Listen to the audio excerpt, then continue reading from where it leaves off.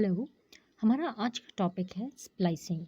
हमने अभी अभी प्रोकैरियोटिक ट्रांसक्रिप्शन को डिस्कस किया था, जिसमें हम डीएनए से आरएनए की सिंथेसिस करते हैं। तो चलिए अब आगे बढ़ते हैं। Will discuss what splicing is. एक बार जब आरएनए की सिंथेसिस हो जाती है, व्हेन आरएनए इज फॉर्म, तो हम इस आरएनए को कहते हैं हेट्रोजीनस आरएनए। ज़्यादातर अगर हम बैक्टीरिया की बात करें तो ये आरएनए फंक्शनल होता है, लेकिन अगर हम यूकैरियोटिक आरएनए की बात करें तो ये आरएनए हेट्रोजेनस फॉर्म में फंक्शनल नहीं होता है। इस आरएनए को फंक्शनल बनाने के लिए इसकी स्प्लाइसिंग करनी पड़ती है। अब स्प्लाइसिंग का मतलब क्या है? स्प्लाइसिंग में हम आरएनए से इंट्रॉन्स को रिमूव करते हैं।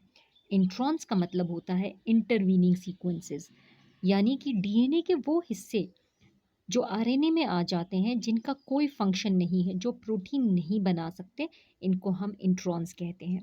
तो इन इंट्रॉन्स या इंटरवीनिंग सीक्वेंस को हम रिमूव करते हैं, point one. Point two, exons को हम जॉइन करते हैं।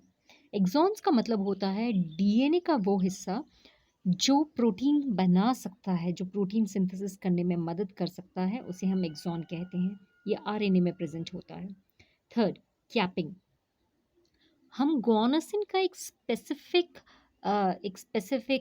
फॉर्म, जिसे हम कहते हैं मिथाइल गुआनोसिन, इसको हम आरएनए के 5' डैश एंड पे अटैच करते हैं, तो इसको कैप कहा जाता है। ये कैप ज़्यादातर आरएनए को प्रोटेक्ट करता है फ्रॉम साइटोप्लाज्मिक एंजाइम्स। अगर हम आगे बात करें टेलिंग, उसमें हम 200 एडेनिन के नाइट्रोजन बेस पेयर आरएनए के 3' डैश एंड में अटैच करते हैं to form a poly A tail. इसको टेलिंग कहा जाता है। ये कैपिंग और टेलिंग इसलिए किया जाता है ताकि न्यूली फॉर्म्ड मैसेंजर आरएनए को साइटोप्लाज्मिक एंजाइम से प्रोटेक्ट किया जा सके। अब अगर आप यहाँ देखें, अगर ये आपका नॉर्मल हीट्रोजेनस आरएनए है, तो इस हीट्रोजेनस आरएनए का कुछ हिस्सा इस तरह से रेड में होगा, जिसको हम इंट्रॉन कह सकते हैं, और ब्लू वाला हिस्सा एक्सॉन है। तो इससे हम क्या करेंगे, इंट्रॉन को रिमूव कर देंगे और एक्सॉन को जॉइन कर देंगे। ये इंट्रॉन को हमने 3 पीसेस को रिमूव कर दिया है और एक्सॉन को हमने जॉइन कर दिया है। फिर हम इससे आगे एक कैप लगाएंगे, दिस इज कॉल्ड कैपिंग, और पीछे की तरफ एक टेल लगाएंगे, इसको हम टेलिंग कहते हैं। अब ये हमारा हीट्रोजेनस आरएनए से हमने बनाया है messenger RNA. So this is how an heterogeneous RNA forms a messenger RNA. अगर हम इसको आगे देखें तो यहाँ पर एक टर्मिनोलॉजी और है जिसे कहते हैं यूटीआर, मतलब अनट्रांसलेटेड रीजन। ये आरएनए का वो हिस्सा होता है जो प्रोटीन नहीं बनाता है। It is similar to intron, लेकिन इसे रिमूव नहीं किया जाता है। इसका काम होता है राइबोसोम में आरएनए को अटैच करने में मदद करना। ये इसके दो एग्जाम्पल होते हैं, लीडर सीक्वेंस और ट्रेलर सीक्वेंस। अब हम एक बार स्लाइड के साथ देखेंगे तो हमें ज़्यादा क्लैरिफाई हो जाएगा। ये आप देख सकते हैं, this is the structure of A DNA. DNA के दो स्ट्रैंड्स हैं, 5' टू 3' एंड 3' टू 5'। जैसे कि हम जानते हैं जो हमारा आरएनए है, it will be formed from 3' to 5'। इस स्ट्रैंड से बनेगा। This is going to be a template strand.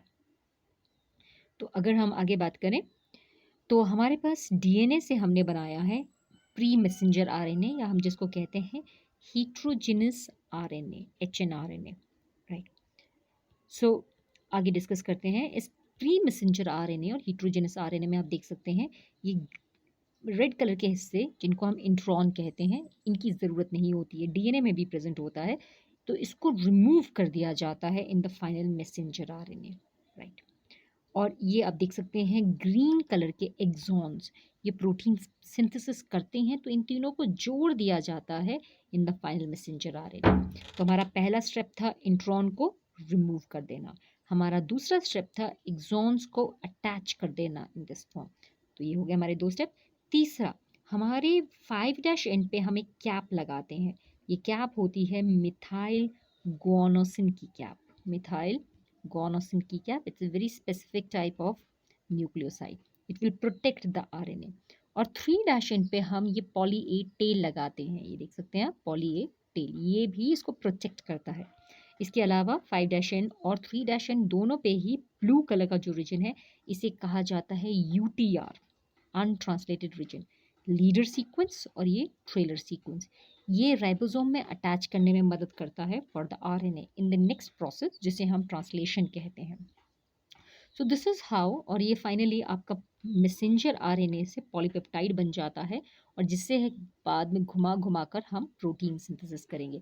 तो आप देख सकते हैं कि डीएनए से किस तरह से पहले हेटेरोजेनस आरएनए बना, फिर मैसेंजर आरएनए बना, और फिर फाइनली पॉलीपेप्टाइड बना। So this is how, this is a central dogma, या डीएनए किस तरह से प्रोटीन सिंथेसिस कर सकता है।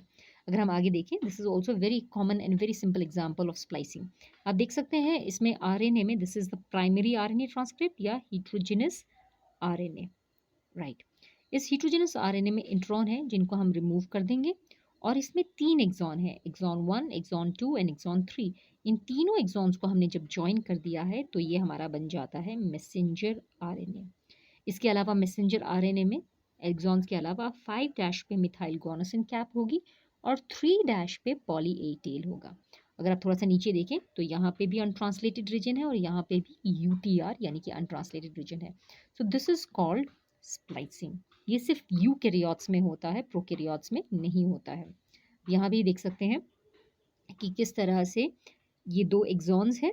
इन एक्सॉन्स को जॉइन करने के लिए हमने ये जो बीच में इंट्रॉन है इसको हमने रिमूव किया है with help of certain proteins.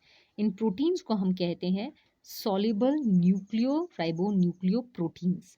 तो ये जो हमारे प्रोटीन्स हैं, small nuclear ribo nucleo proteins, ये इस इंट्रॉन के साथ अटैच होकर एक स्ट्रक्चर बनाते हैं जिसे कहते हैं स्प्लाइसियोसोम। और ये इस स्ट्रक्चर को हम लेरिएट कहते हैं, और ये रिमूव हो जाता है, और 2 एक्सॉन ये देखिए यहाँ से जुड़ जाएंगे। This is called mature RNA और मैसेंजर आरएनए। तो ये हमारा स्प्लाइसिंग है। तो finally will finish off this topic with the difference between prokaryotic transcription and eukaryotic transcription. Prokaryotic transcription में हमारा एक ही आरएनए पॉलीमरेज होता है। यूकैरियोटिक ट्रांसक्रिप्शन में हमारे 3 तरह के आरएनए पॉलीमरेज होते हैं, 1, 2 एंड 3। आरएनए पॉलीमरेज 1 हमारा ट्रांसफर आरएनए बनाता है, 2 मैसेंजर आरएनए, और 3 ribosomal RNA. We will discuss these little later. In prokaryotes transcription and translation coupled होते हैं, यानी कि if this is DNA, DNA से हमारा आरएनए बनेगा। ये देखिए डीएनए से आरएनए बना, और आरएनए में साथ साथ पे ही आपके ये राइबोसोम्स अटैच होकर प्रोटीन्स बनना स्टार्ट हो जाते हैं। तो हम इसको बोलते हैं transcription and translation is coupled, यानी कि ट्रांसक्रिप्शन अभी हो ही रही है और उसके साथ ही ट्रांसलेशन भी चल रहा है, पॉलीपेप्टाइड चेन भी सिंथेसिस हो रही है। In eukaryotes transcription and translation are not coupled. Transcription आपका न्यूक्लियस में होता है, ट्रांसलेशन आपका साइटोप्लाज्म में होता है। प्रोकैरियोट में पॉलीसिस्ट्रॉनिक जीन्स होते हैं, यानी कि ऐसे जीन्स जो एक से ज़्यादा पॉलीपेप्टाइड बना सकें, इसको पॉलीसिस्ट्रॉनिक बोलते हैं। और आपके प्रोकैरियोट और यूकैरियोट्स में यानी कि ह्यूमंस में मोनोसिस्ट्रॉनिक जीन होते हैं, यानी कि एक जीन एक ही पॉलीपेप्टाइड बनाएगा, राइट। यहाँ पर बैक्टीरिया में स्प्लाइसिंग एब्सेंट है और ह्यूमंस में स्प्लाइसिंग प्रेजेंट होती है, बिकॉज वी हैव इंट्रॉन्स और इंटरवीनिंग सीक्वेंसेस। बैक्टीरिया में ट्रांसक्रिप्शन साइटोप्लाज्म में होती है, और हमारी बॉडी में ट्रांसक्रिप्शन न्यूक्लियस में होता है और ट्रांसलेशन साइटोप्लाज्म में होता है।